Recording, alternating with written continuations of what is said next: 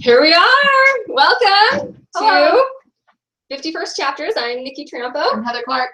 Okay, we're going to start right up. So this is Plan Your Novel. We already assigned out homework. Oh, if you're here, please chat us. We always love to know people are here. Some of us watch. But we probably won't see it, and then we'll pretend like you're not here. Sorry. I'm always like, where are you? Just kidding. Okay. Some of you are watching later, and that's awesome. For those of you here now, go ahead and chat us. For those of you who never were able to find this homework assignment and turn it in, you can go to my website. You can click on the link to 51st Chapters, and it should have everything there, all of the handouts, all of the links. I spent some time. Anyway, it's there. I swear.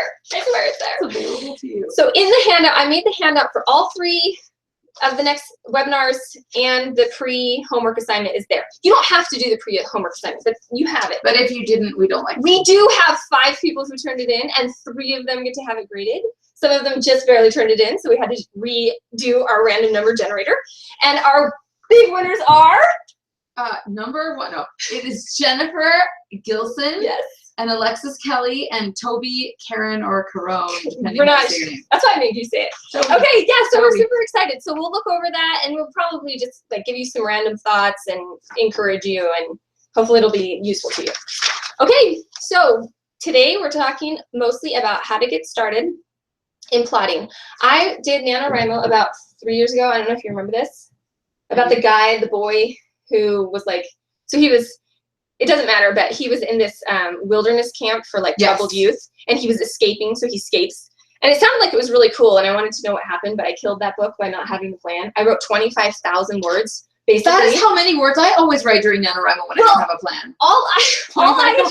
I literally ended up with 25,000 words of dialogue between he and his cousin.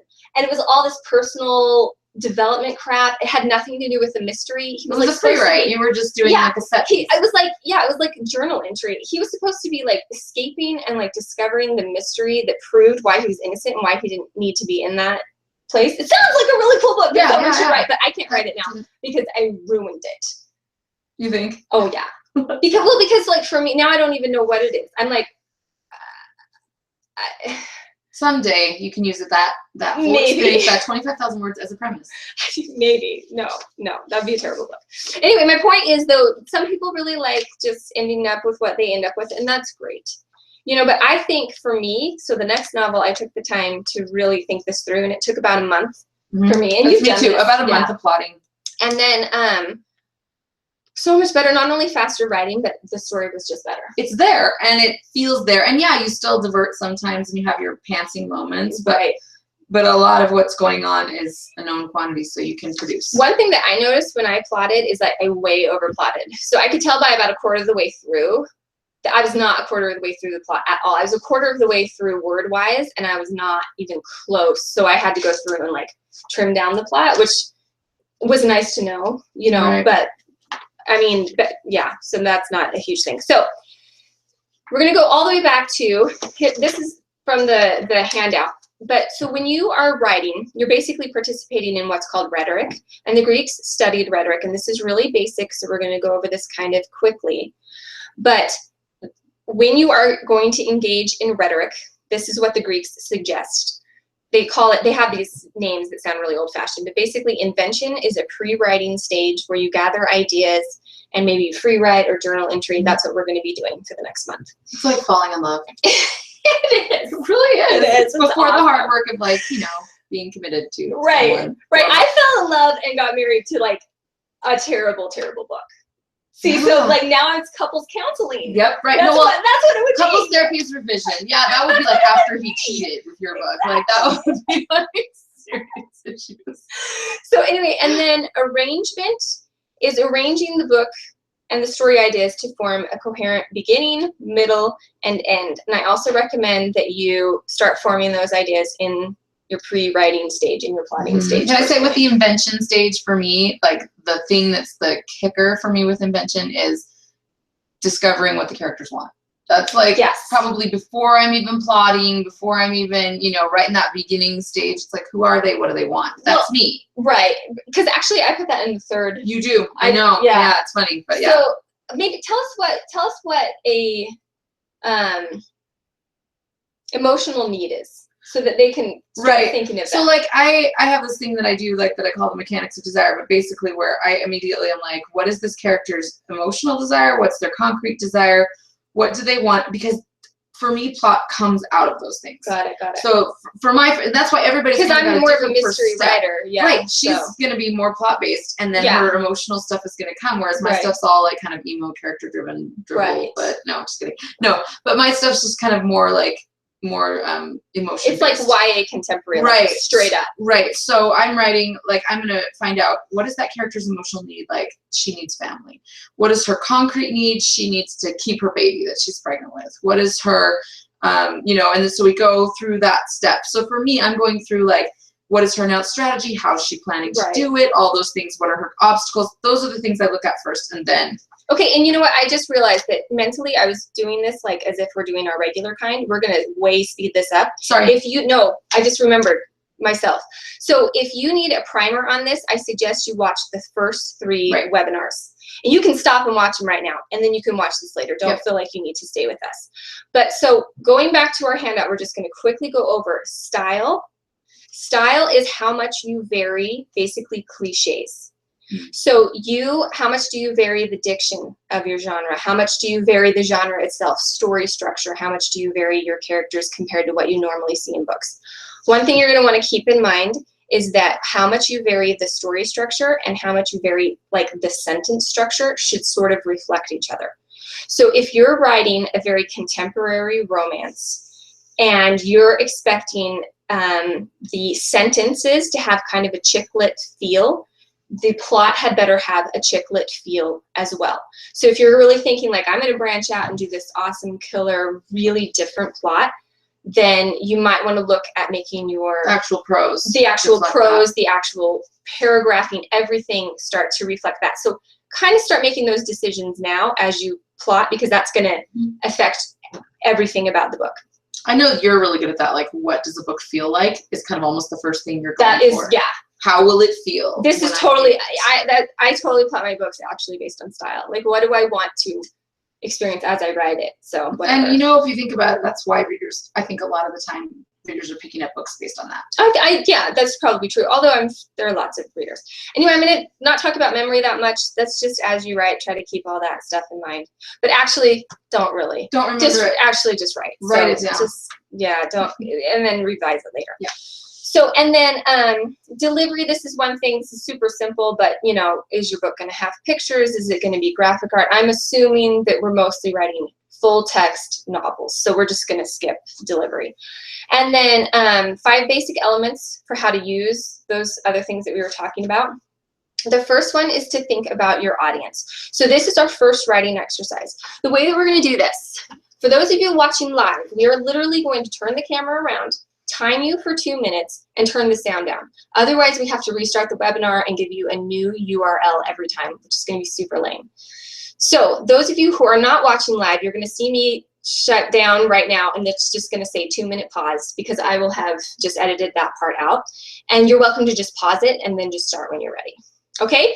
So go ahead and get out your pencil and paper, or your typing utensil, whatever thing you type on. Probably your computer. Since you're on your computer. Yeah. So I know it sounds really basic. We're only going to spend 2 minutes on this, but I think it's wise to start thinking about what you know of your audience. So I don't want you to just write random stuff. I want you to pick your ideal audience member. Is she 16? Is he 37? Is he an electrical engineer? Like, start. What's he looking for? What's he looking for?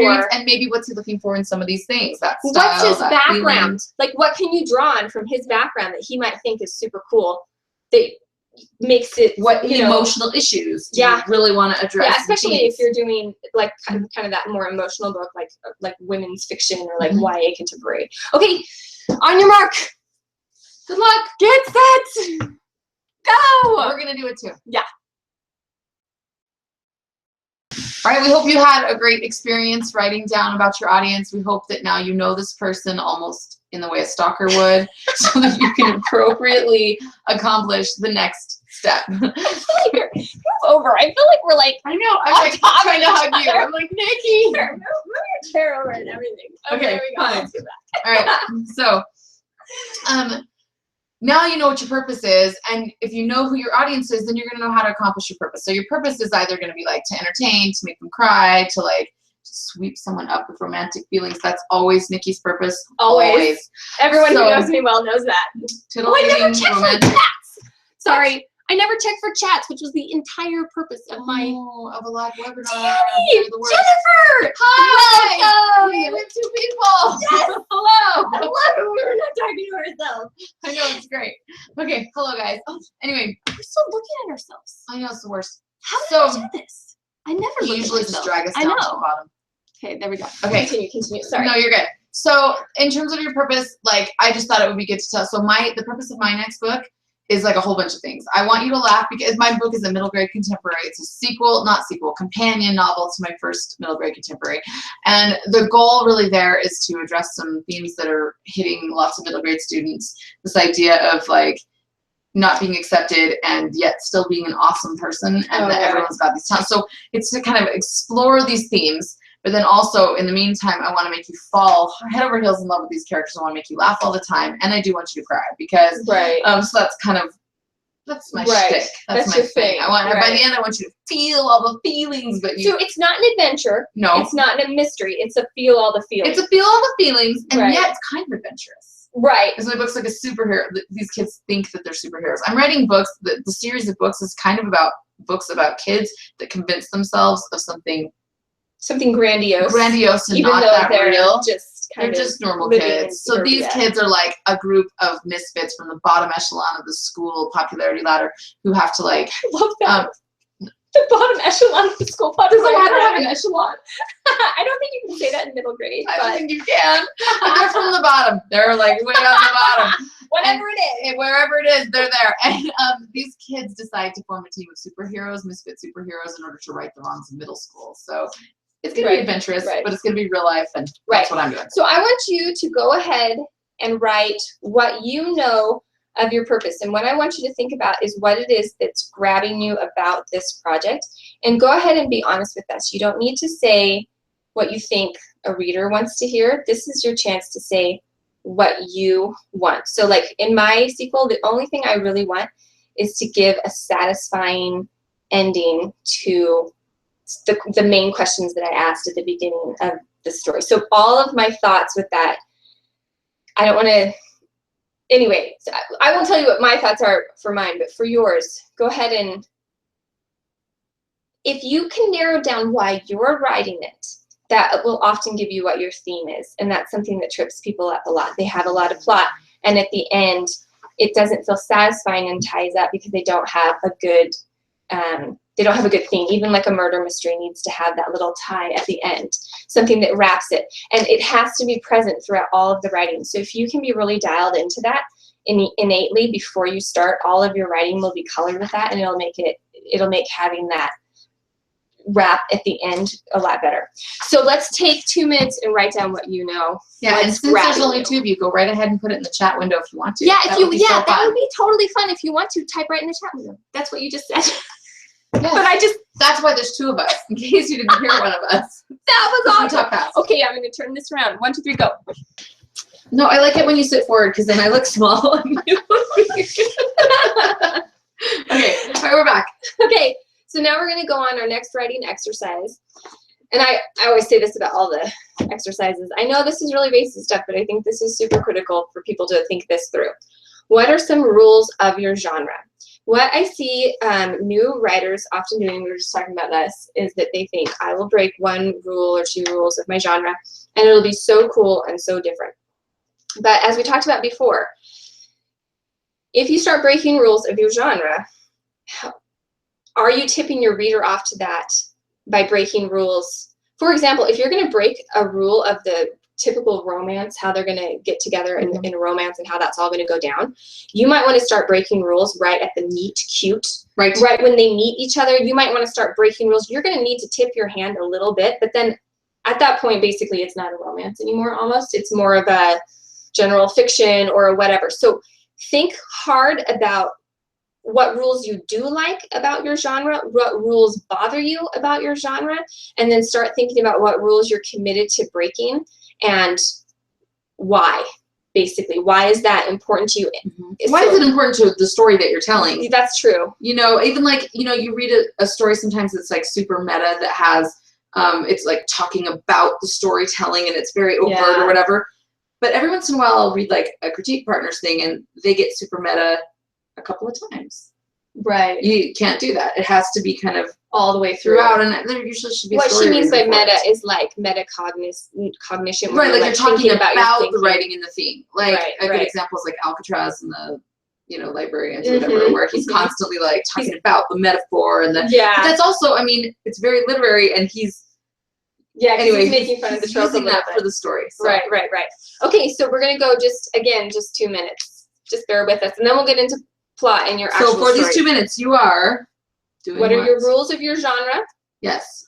Will you be pushing those rules or not?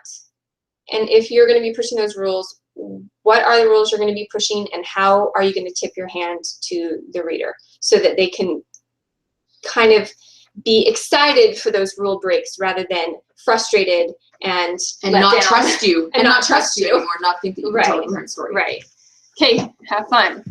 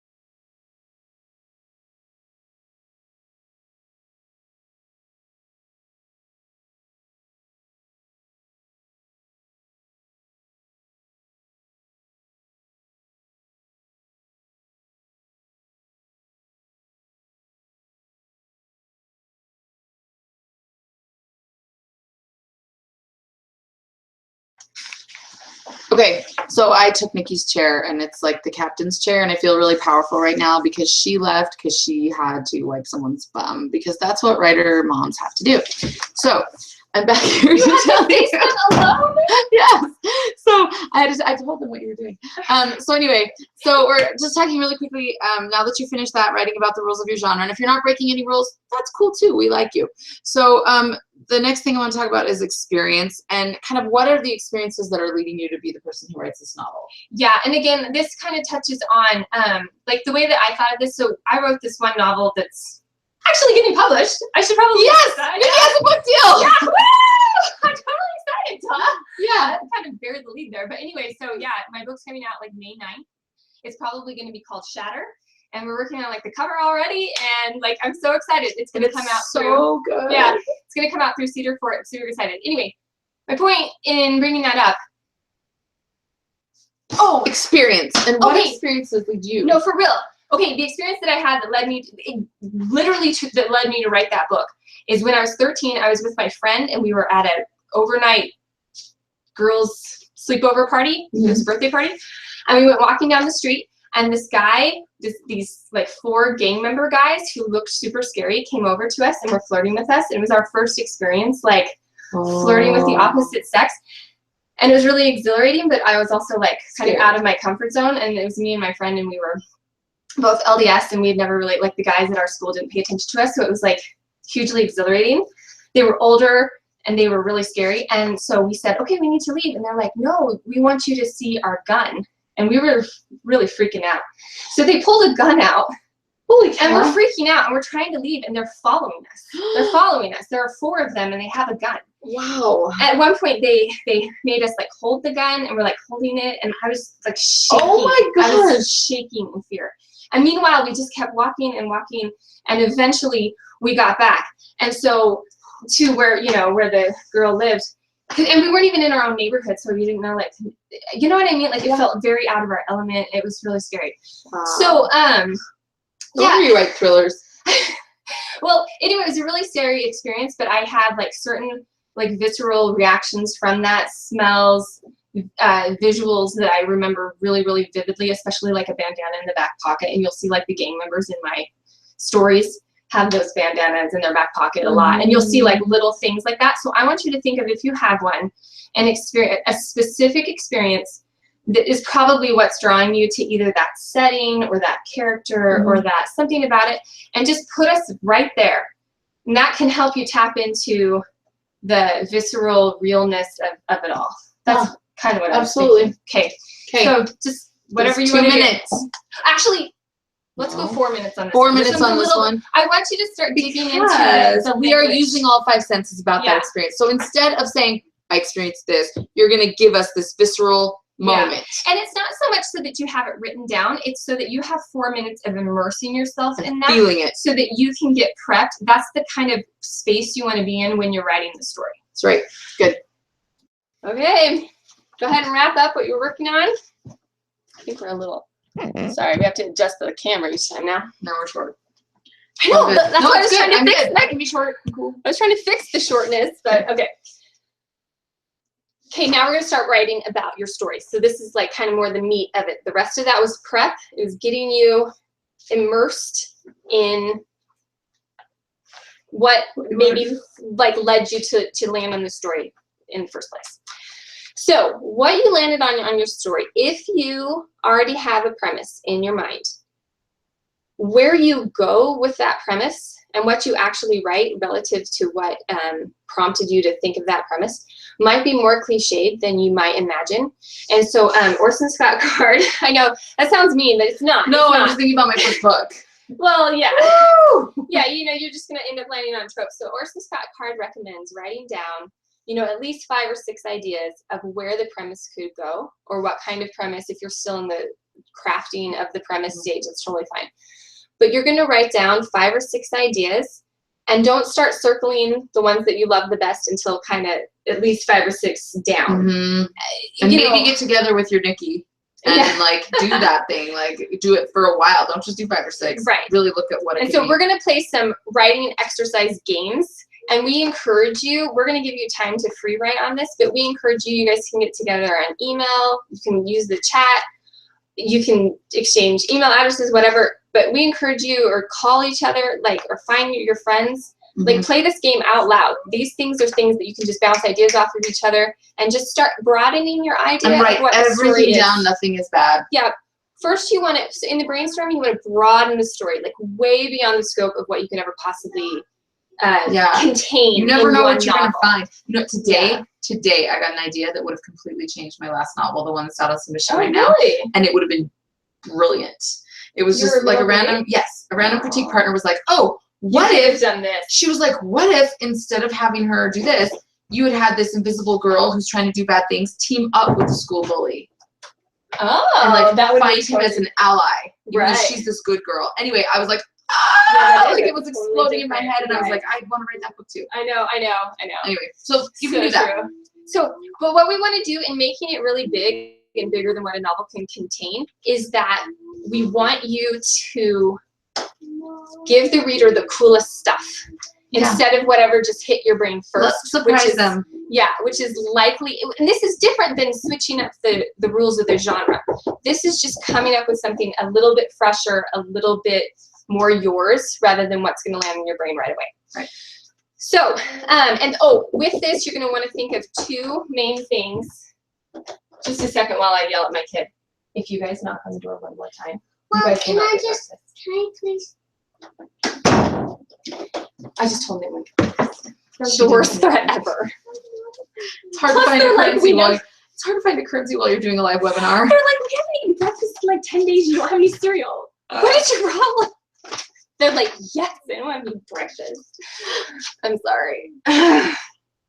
Okay, your premise should create irony. This is what you're looking for. So when you're brainstorming all your things, think of, so if you're writing about a fireman, then I want you thinking of like pyromaniacs or someone who's totally different than a fireman, or go a totally different direction. Like maybe he's obsessed with putting out fires, and you could do the pyromaniac thing, or maybe you're focusing on a completely different thing and you've got a fireman who's one sort of subset of our society dating like a society woman who's like a very different subset of society. So start thinking of all these different directions, because what you'll find is your novel will be stronger if you combine those two ideas. The unlikely things. Yeah. And so, so not only is he a fireman dating a pyromaniac, but that pyromaniac is in a different social status than him. That the pairing of that makes it a little cooler. So, well, it's going to give you tons of it just internal makes it richer. conflict in the story. It makes it richer. Right. So what you're going to do now, we're going to do our writing exercise. And this one we're going to spend 5 minutes on, even though I was supposed to give you 10, sorry. So if you're watching not live and you're going to pause it, spend as much time as you want. Really, it doesn't matter. We're going to name 5 places a hero like yours, so you're going to have to pick a hero if you don't have one now, has never completed a mission like his. So let me explain. Say you're an FBI agent and you're going to capture the villain. Where has this never happened before? We were just discussing practically nowhere, because castle and other things, you know. But try to think of a place where that's never happened before. So the tagline in here is "Stop or I'll baste," which is like, imagine they're on a cooking show maybe, and like he's like, "Stop," villain in the kitchen, you know, whatever.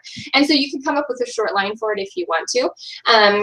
I'm not going to say any more on that. Just go ahead, and if you want, go ahead and put it in the chat. I know we don't have a ton of time to riff off of each other, but try to think of what your hero is, what his mission is, and a setting where that's never happened before. Here we are. Hopefully us chatting with you is not distracting you too much, but you know, it's right now, again, it's just brainstorming. So, and we'll work on narrating later. Okay, so for this game, we're going to play blank school. Are we going to just do this live in the chat window? Sure, we'll do it live for a second. And then you guys can just play this later, maybe. Yeah, okay. Because we don't want to. Got it. I want to get to the homework so I can explain the homework, because there is kind of a lot of homework, and that's because I don't think you can personally plot an entire novel in like 3 hours. No, especially you if have to somebody just talking work to you. Stuff. Yeah. So this is like to get your ideas going, and then focusing this week on homework is going to be like super awesome. Okay. Here's how you play it. Blank school. Name an unusual type of school or camp. So I say wife school, and then you say what comes to mind to when you. Say wife school? What could they be teaching the wives? Oh, how to manipulate their children into doing their chores. But listen to this.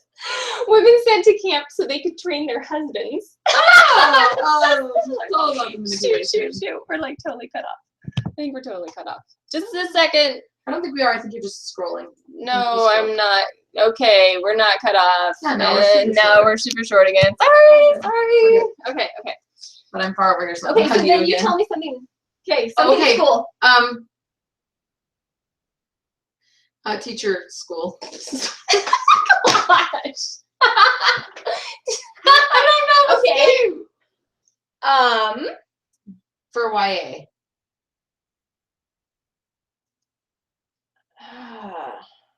All I can think of is romance, and it's not going anywhere good. Okay. How to keep girls from having crushes on you as a teacher. I'm like, no. What else? Okay, what else? Teacher, no. Vampire school. Culinary arts is what I'm thinking. It has to be too. Yeah, it has to be like how to use blood in good recipes. Gravy, exactly. Gravy of all kinds. Raw gravy. Oh my gosh, wouldn't that be hilarious? And then there's a murder right in the middle of it. Vampire cooking. The vampire culinary school is like, can we please co-write this book? See, this is why you have to play these games. So okay, I want to go to the chat though. Okay, Somebody do Okay, it. so we're gonna give you debutante school. Oh my gosh. Debutante school. Go. Go. We're gonna Talk go amongst too. yourselves. So, Should we mute us? Did you mute us? no, we're not muted. Oh. No, we're just like We're all just participating gonna. Okay, we're all just gonna in the chat thing. then. So debutante school, Nikki. Let's think of something really witty. Oh my gosh. Okay. We should have muted ourselves. Cool. We have How do we have a party? Kickboxing. Okay. It has to have something to do with like violence or like I see. ninjas Oh, kind of or, like Pride and Prejudice and zombies. Yes. But, like it could be like we're a bunch of Southern belles. Yes, and we're and coming we're out going to kick the butts of everyone or something. What if it's like all I can think of is like extreme cheerleading, like where you would like bungee jump cheerleading, some kind of something. I don't think this is going anywhere good. We're gonna edit all that part out. Don't worry. Really are. Don't worry. Sorry, Our my other audience. viewers will never see that part. Okay. Whoa, Vampire Culinary School. Yes, we will keep it. All right. Okay. Let's go on to the next game. These are again just ideas. Name two people inherently at odds and the unusual issue that divides them.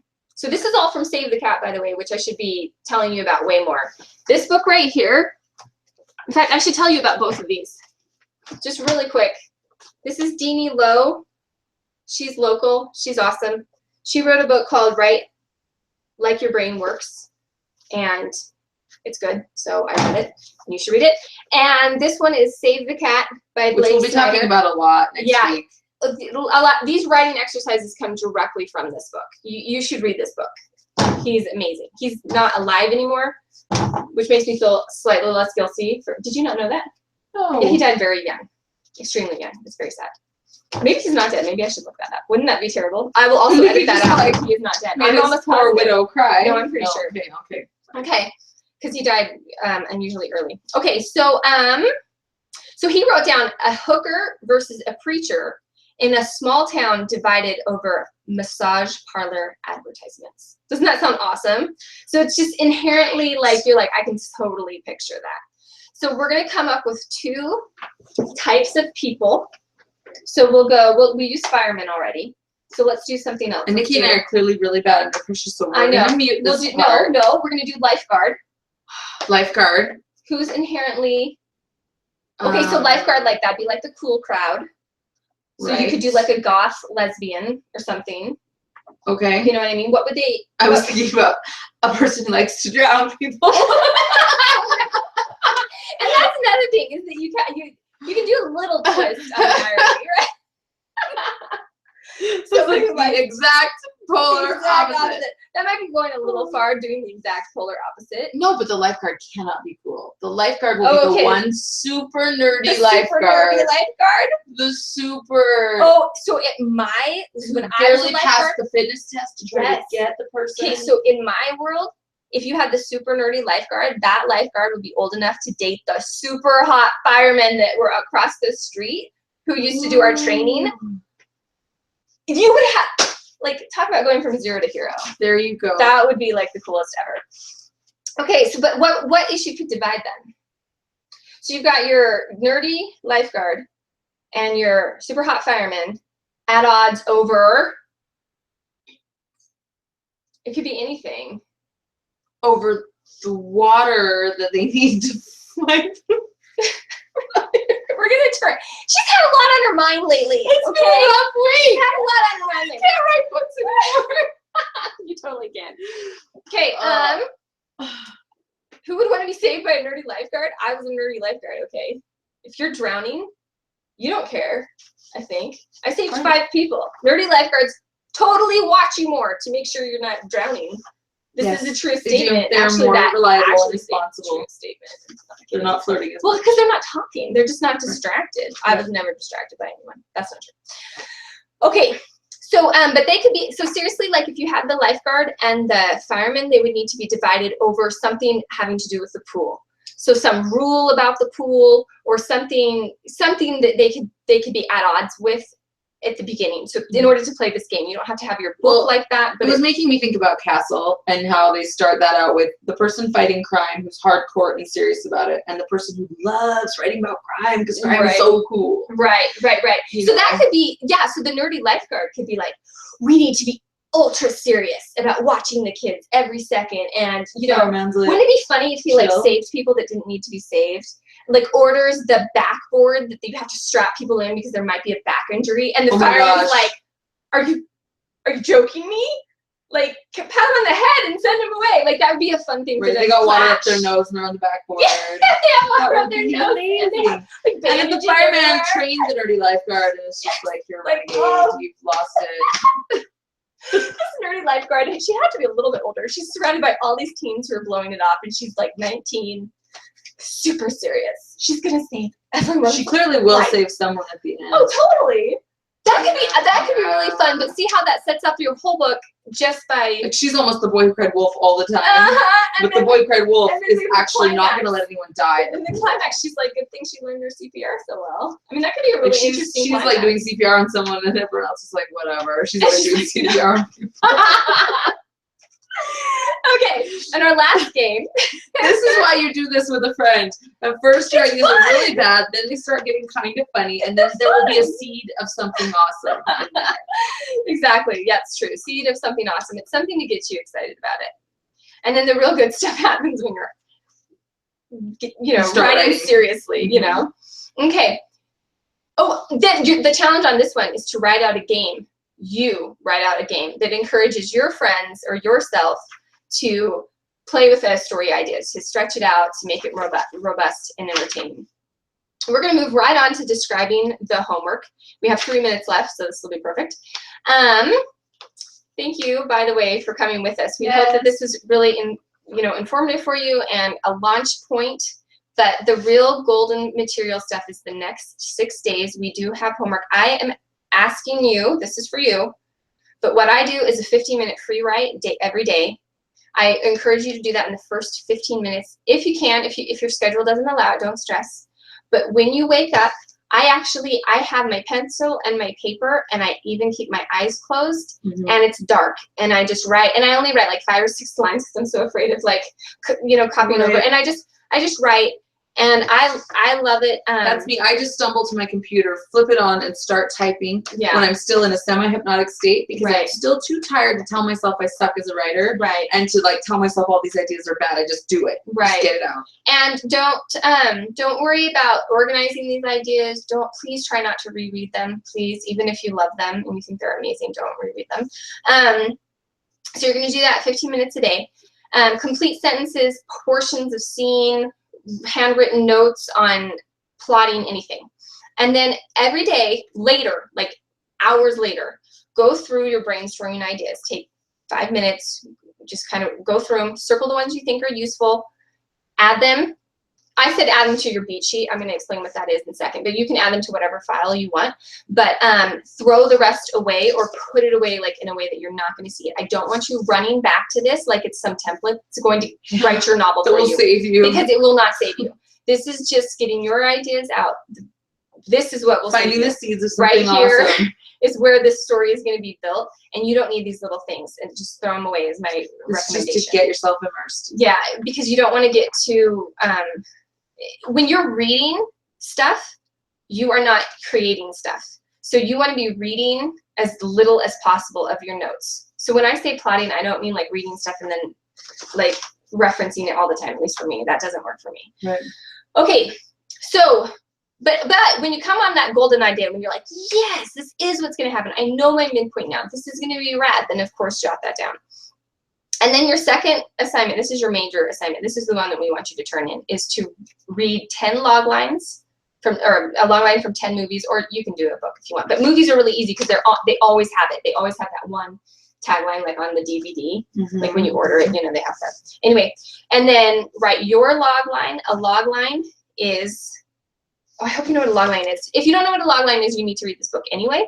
And it'll describe what it is, or you can Google it. But it's character, genre, but you don't say the genre. You just give an indication of the character, the genre, and the basic plot in one sentence. Right. Okay. Number 3, oh, for Logline, to go the extra mile, I won't know when you turn in your homework, but you should pick 2 friends and pitch them your new book in no more than like 30 seconds or a minute. The nice thing if you can't do it yet, you're not ready to move on, really. Right, and that's okay. It's okay to not be ready to move on, but as you tell them, your brain will automatically be firing, because in conversation, your brain is working harder. You think you're working hard when you're writing things out, but your brain is lazy and it knows it doesn't have to make sense. But when you're actually face-to-face, eye-to-eye with somebody and you're like, that doesn't make any sense at all, your brain is like, and they jumped off the plane because you like know that it needs to have a reason. Like when we were brainstorming right here in front of you. I know. We never would have gotten something that golden.